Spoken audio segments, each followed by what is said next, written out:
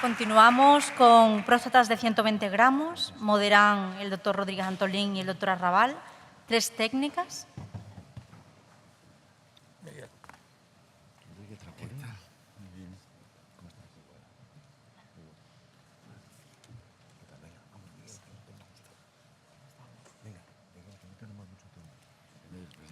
Comenzamos con el doctor Juan Justo Quintas, por favor. Hidroablación de próstata. Buenos días a todos. En primer lugar, después de este momento tan bonito de Carlos, enhorabuena por tu trayectoria. Dar las gracias a la asociación y yo les voy a hablar del manejo quirúrgico de la coagulación de las próstatas de 120 gramos con la coagulación prostática. Esos son mis conceptos de interés. Y a la pregunta de si se puede tratar próstatas de 120 gramos con la coagulación, aquí lo tienen. La respuesta es que sí. Más de 75.000 procedimientos en el mundo, el 18%, más de 13.000 pacientes tratados con próstatas de entre 100 y 140. Pero se puede tratar porque esto es un sistema robótico en el cual, mediante un diente suero-salino, vamos a tratar el adenoma de manera planificada y controlada por ecografía transrectal y endoscopia, y vamos a poder planificar personalizadamente el tratamiento de esas glándulas de 120 centímetros cúbicos.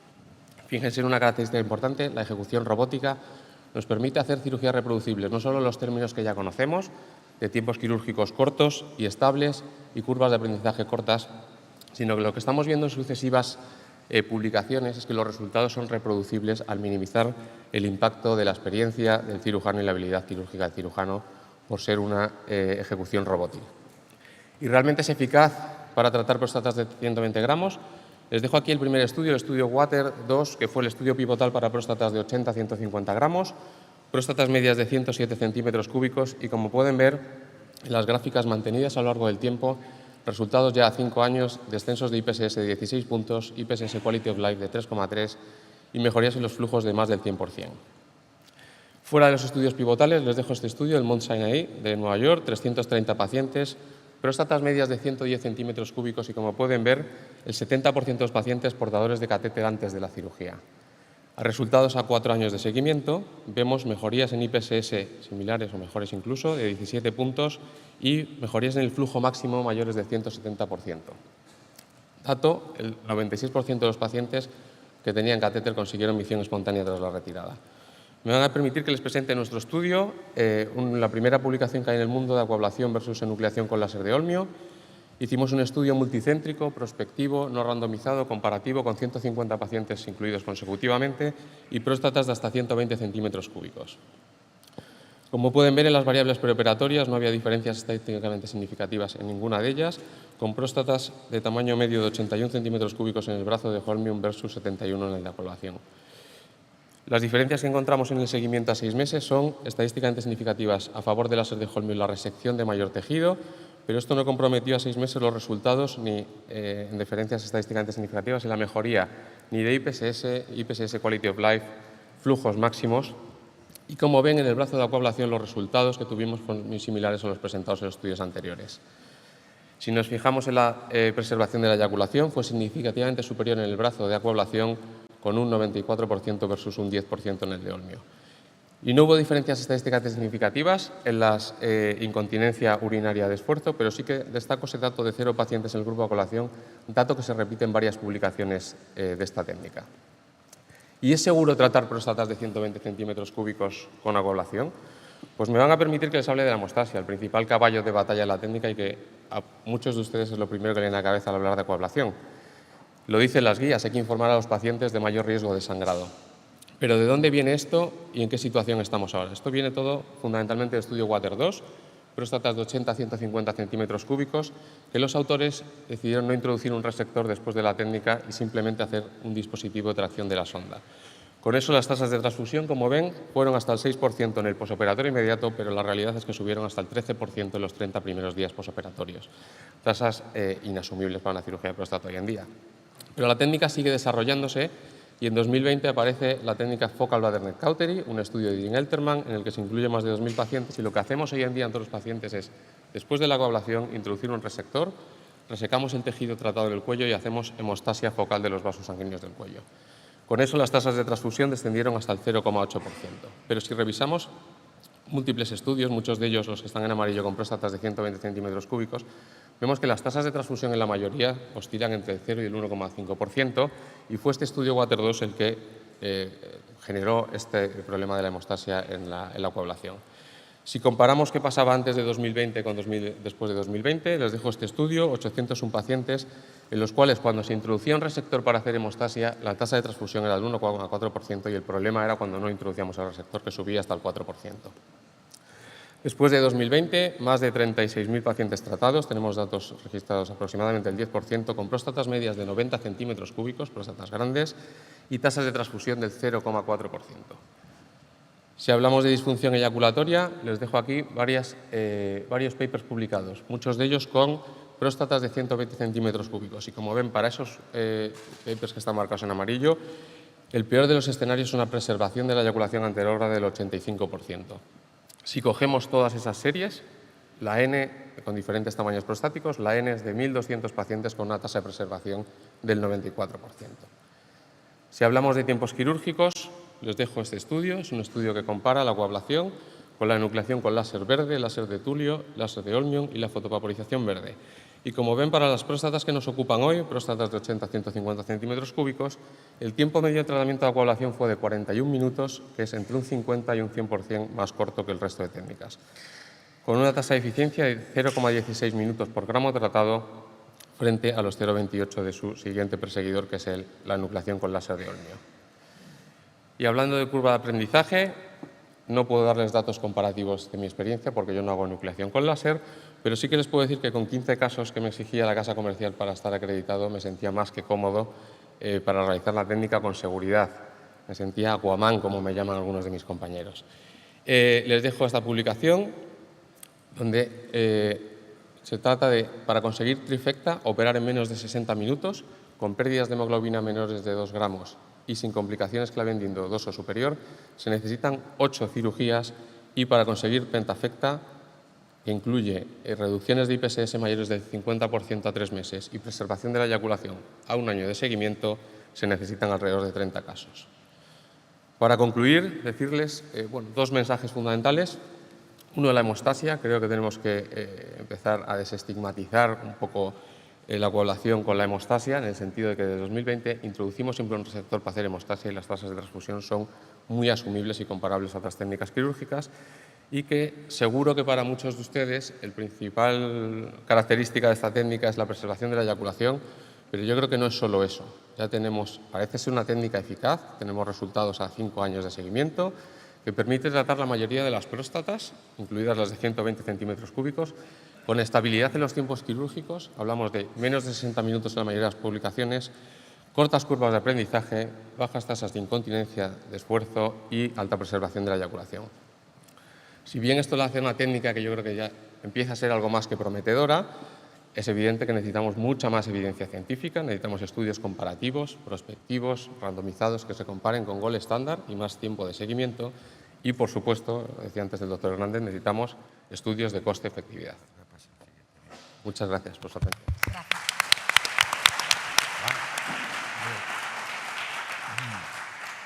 Continuamos. Miguel Ángel Alonso Prieto, por favor.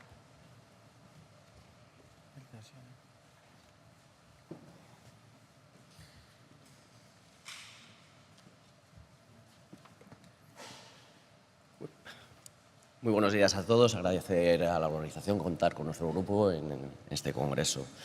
Me ha tocado hablar de la enucleación de Olmium, que quizás es estos son mis conflictos de intereses, es la más extendida desde su introducción por parte de Peter Gilling con su primera descripción en 1998. Ha habido una evolución en cuanto al abordaje de la misma. Hay distintas formas de abordarla, desde la clásica trilobular hasta la anteroposterior, a la que se realiza hoy en muchos centros, que es la disección temprana del ápex con una disección en bloque de la misma, que es la que realizamos en nuestro grupo, porque heredamos lo que es la disección con el GreenLab en el 2015, porque considerábamos que tenía unos mejores resultados en cuanto a la preservación de la continencia. ¿Qué nos dicen las guías clínicas? En cuanto a las próstatas pequeñas, tiene el mismo nivel de evidencia que la resección transuretral, tal y como había comentado el doctor Hernández. Y en próstatas de mayor tamaño, que nos dicen que tiene el mismo nivel de evidencia, siempre que se realice una disección anatómica de la misma. Y aquí está el kit de la cuestión. Creemos que el láser de Holmium tiene las características físicas por tener una longitud de onda de 2100, 2140 nanómetros, lo cual hace que tenga una incisión de unos 4 milímetros en el tejido, y eso unido a las nuevas cualidades como es el MOSES o el Virtual Basket, que veremos más adelante, pues hace que tenga unas muy buenas características para circunscribirse a lo que es la disección anatómica de la próstata. Por otro lado, en próstatas de gran tamaño, al ser la técnica que más longitud o seguimiento tiene, es la que más evidencia tiene, con análisis sistemáticos y con metaanálisis. Y muchos consideran, y sobre todo si tienen experiencia, que debería ser el gold estándar en este momento. Esta es una diapositiva que siempre me ha gustado poner cuando empezamos el recorrido en el 2015, en el que se venía a decir que la curva de aprendizaje era realmente difícil. En Francia analizaron varios centros en los que solamente 1 de cada 9 era capaz de poner en marcha el procedimiento y recomendaban que debiera de haber una tutorización para realizarla. Y eso es lo que se realiza hoy en día. Ha habido distintas evaluaciones en cuanto a la tutorización y se establecen pues, una serie de número de casos para establecer cuál es el número mínimo. En cuanto al láser Holmium, se ha establecido entre 25 y 50 casos y hay estudios en el láser de Tulio, respecto al cual prácticamente no tengo experiencia, y se establecen unos 60 casos. Pero todo esto hay que cogerlo con pinzas, en el sentido de que estamos hablando de estudios multicéntricos, donde cada centro tiene sus características, cada cirujano tiene incluso de nuevo distintas experiencias, habiendo visualizado más o menos casos. También ha habido comparaciones en cuanto al láser de Tulio y el láser de Holmium, donde los resultados prácticamente son los mismos. Ha habido muchas mejoras en las técnicas del láser de Tulio, que va a hablar el compañero a continuación. Pero también ha habido mejorías en cuanto al uso del láser de Holmium, que veremos a continuación. Incluso se dan mejores tiempos y mejores tasas de coagulación con el láser de Tulio. ¿Qué mejoras ha habido en el Holmium? Pues básicamente el MOSES y el Virtual Basket. ¿En qué consiste? En la modulación de pulsos. El efecto MOSES básicamente son 2 pulsos donde el primero genera una cavitación, donde genera una expansión diatérmica del segundo pulso, donde genera una mejor disección de los tejidos y por lo tanto una mejor hemostasia.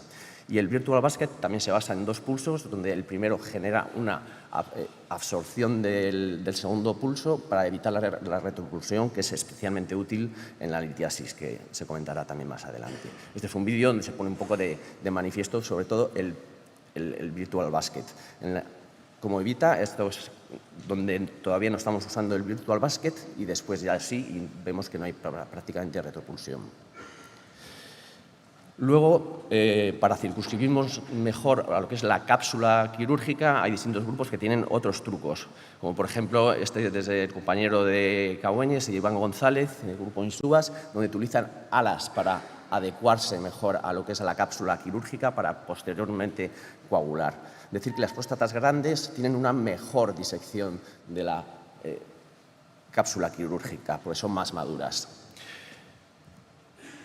Un punto clave en las próstatas de mayor tamaño es la continencia y para eso depende de la experiencia, y un punto fundamental es la preservación en el ápex de la cara anterior del mismo, donde muchas veces conservamos un cierto grado de tejido adenomatoso pues para evitar la atracción, y la liberación temprana del ápex consideramos que permite una mejor movilización de la próstata y una mejor tracción del esfínter.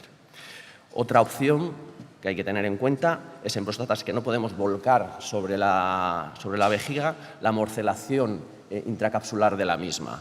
Eso va a permitir reducir el tejido a ese nivel y por lo tanto la tracción que vamos a hacer con el elemento de trabajo sobre el esfínter va a ser menor.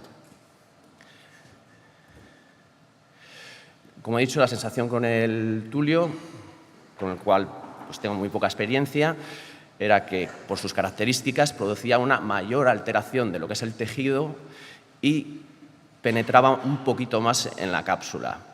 pero la experiencia que tenemos en nuestro grupo es de algunas demostraciones donde pues, prácticamente son anecdóticas.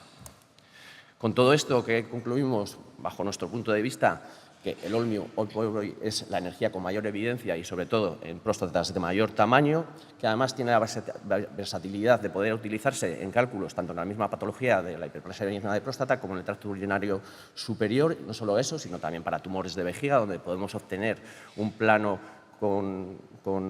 del pedículo de un tumor, por ejemplo, con estadiaje, que dentro de las técnicas de nucleación es la que en el momento actual tiene la menor curva de aprendizaje de nodo y, por lo tanto, si me dan a elegir, me quedo con el holmium. Muchas gracias.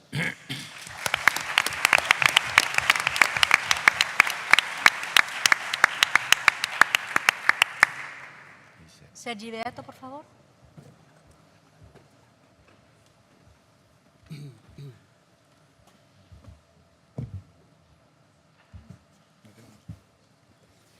Bueno, buenos días a todos. Primero de todo, agradecer a la organización por la invitación.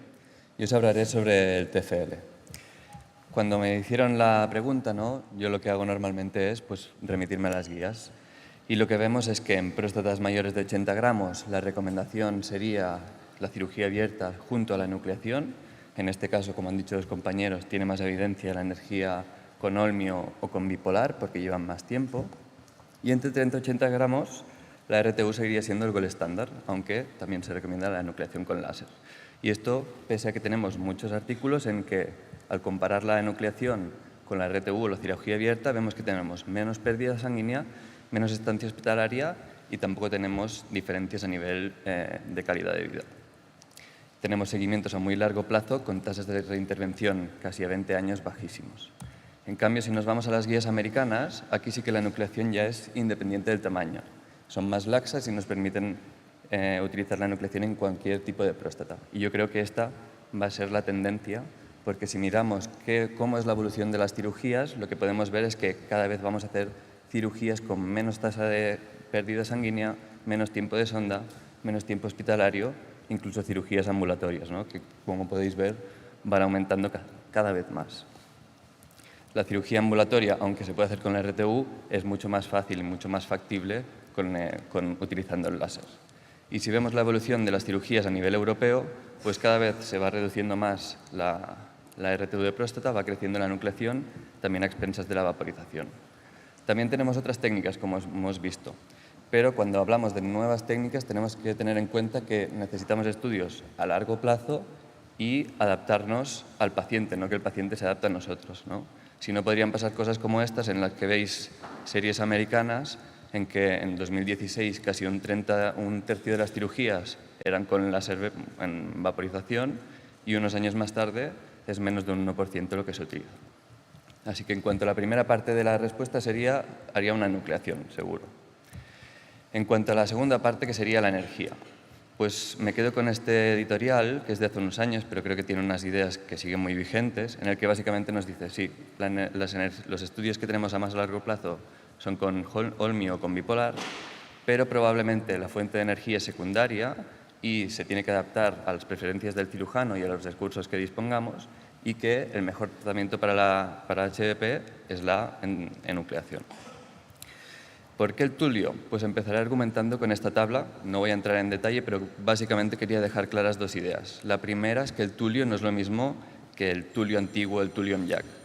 El Thulium Jack era un láser de emisión continua que vaporizaba, carbonizaba mucho el tejido. El TFL es una energía que es bastante más similar al holmium. ¿Qué diferencias tenemos? Pues sobre todo en la longitud de onda, más próxima al pico de absorción del agua, se absorbe 4 veces más, y el tipo de onda no es tan picuda, sino que es más gaussiana, lo que va a hacer que la energía no se disperse tanto, es un corte mucho más preciso, la coagulación es más fácil y, por contrapartida, genera menos disección porque hace menos burbuja de agua. ¿Qué evidencia tiene el TFL? Pues ha seguido un poquito los mismos pasos que siguió en su momento la nucleación colon, Primero se ha comparado a la cirugía abierta o a la RTU de próstata y hemos visto que en los resultados perioperatorios es más seguro en cuanto a sangrado, tiempo de sonda, tiempo de hospitalización, con resultados funcionales iguales. Van saliendo estudios a más largo plazo, muchos pacientes, casi 1.400, 3 años de seguimiento, en los que los resultados son buenos y es independiente del tamaño de la próstata. Y finalmente, las comparaciones con su principal competidor, ¿no?, que sería el láser de Olmio. Aquí os he puesto este metaanálisis que se basa sobre todo en 5 estudios, en el que lo que podemos ver es que en cuanto a diferencias funcionales no hay diferencias. En algunos parece ser que hay menos incontinencia de esfuerzo con el TFL, pero básicamente no tenemos diferencias tampoco en cuanto a incontinencia de esfuerzo o de urgencia. Y aunque en algunos estudios el tiempo de nucleación es menor con el HoLEP, el tiempo total es igual, probablemente porque después requieres de más coagulación de la celda. Y en cuanto a complicaciones no tenemos diferencias. Con la curva de aprendizaje podemos ver que se han hecho algunos estudios y el TFL podría ser que la curva se redujera un poquito, aunque no hay diferencias estadísticamente significativas. ¿Por qué? Pues porque el corte es algo más preciso y por eso recuperar el plano una vez perdido es más fácil y también hacer la hemostasia.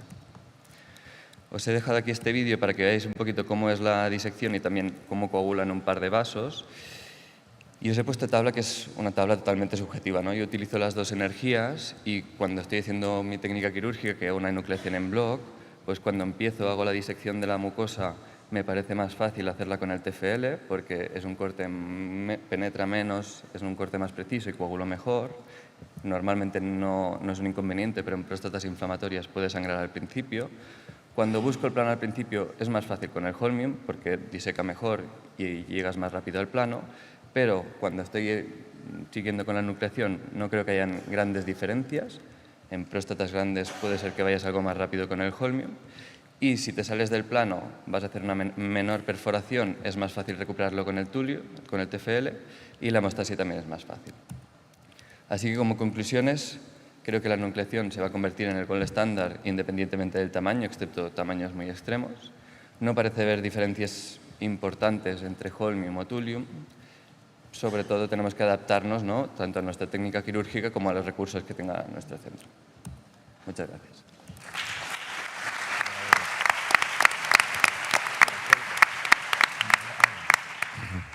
Bueno, buenos días, enhorabuena a los tres, ¿vale? Habéis demostrado los tres cómo se puede abordar endouretralmente una próstata grande. El título, la verdad es que felicito al comité científico porque el título de 120 gramos era perfecto, porque es el trabajo clásico de Kuhn, que es la persona que trajo a Europa la enucleación láser en su famoso trabajo del Journal of Urology, que hizo un comparativo del milling con los 120 gramos de próstata, o sea, ¿qué tal? Fenomenal. Unas preguntas. Juan, te hago la primera pregunta. Nos queda la duda con la hidroablación robótica. Dejas algo de tejido apical, lógicamente. ¿Sabemos algo del índice de reoperaciones por obstrucción a largo plazo? ¿O da cierta inquietud que la desobstrucción no haya sido tan completa, ¿no?, como el resto de las otras técnicas? Pues lo cierto, Alfredo, es que los estudios que más seguimiento tienen, ahora mismo son los estudios pivotales, Water 1 y Water 2, próstatas entre 30 y 150 centímetros cúbicos, y las tasas de retratamiento a 5 años son para las próstatas más pequeñas, curiosamente, del 6%, para las próstatas más grandes, incluido en el estudio mayor, del 3% a 5 años. Revisando literatura para preparar la presentación. Sí. Vale, Miguel. Sí, siguiendo con Juan, pues preguntarte qué criterios recomiendas que deberíamos utilizar para seleccionar a un paciente al que le vamos a hacer una hidroablación con Aquabeam. ¿Y qué problemas puede plantear la hemostasia al final del procedimiento? Pues esta pregunta hace unos años, que yo lo relacionaba mucho con la preservación de la eyaculación, probablemente me hubiera contestado el paciente joven que quiere preservar la eyaculación. Ahora, con la experiencia que tengo, yo prácticamente a la totalidad, no sé si a la totalidad, pero a muchísimos pacientes les ofrezco las dos técnicas. Les cuento las ventajas de la hidroablación, así como los resultados más a largo plazo que tenemos en el láser de Holmium, que es una técnica muy desobstructiva y gol estándar. Los pacientes deciden, pero creo que es una técnica que se puede aplicar a prácticamente la mayoría de las próstatas.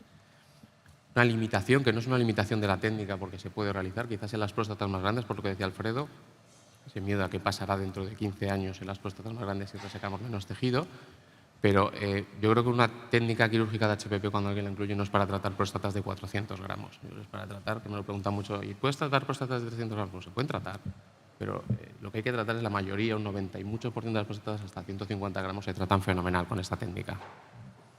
Juan, ¿con qué tamaño te encuentras más cómodo? ¿Que a partir de aquí no lo haría o por arriba? Pues nosotros, sabéis que en nuestro grupo tenemos cirugía robótica, nucleadores muy buenos y demás, entonces yo próstatas mayores de 150 gramos, salvo que el paciente tenga especial interés, no suelo tratar. Pero hasta ese volumen me manejo muy cómodo. Vale, muy bien. Miguel Ángel, hablamos del Olmión.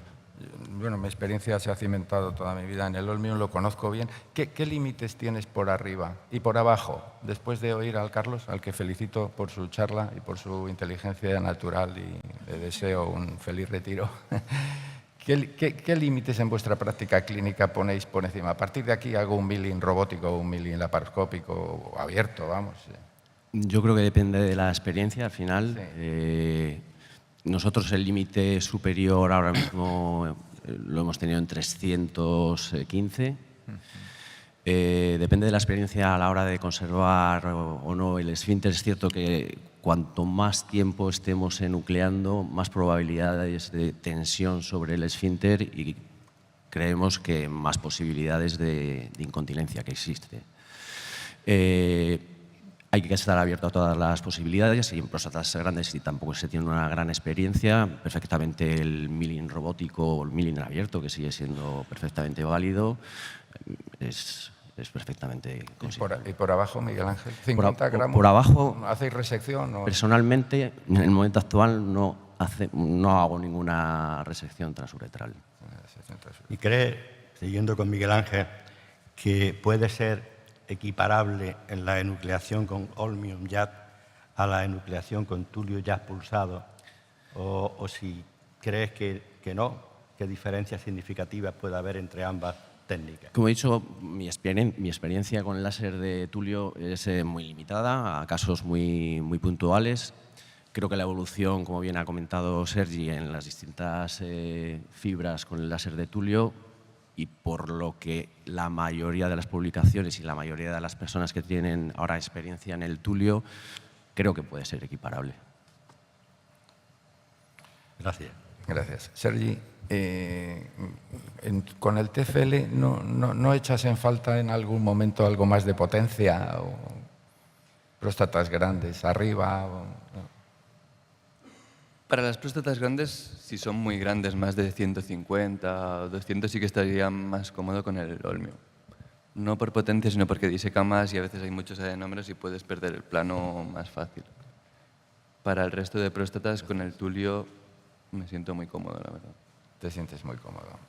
En el servicio tenéis las dos técnicas. En el servicio tenemos los dos. Incorporamos el TFL porque queríamos empezar un programa de cirugía ambulatoria y creemos que en ese escenario es más fácil coagular y nos funciona muy bien. La verdad es que después lo presentamos, los resultados han sido buenos. Sí. También seleccionando próstatas, ¿no? Hasta 100 gramos podemos hacer ambulatoria, 120 es un poco más complicado. ¿Lo hacéis en régimen ambulatorio? ¿Se va el paciente el mismo día? El paciente se va el mismo día, lo saltamos con sonda, porque si no hay una tasa de retención de orina que podría ser de un 10% y preferimos no. Y la verdad es que, ya te digo, los resultados están siendo buenos por ahora. Muy bien.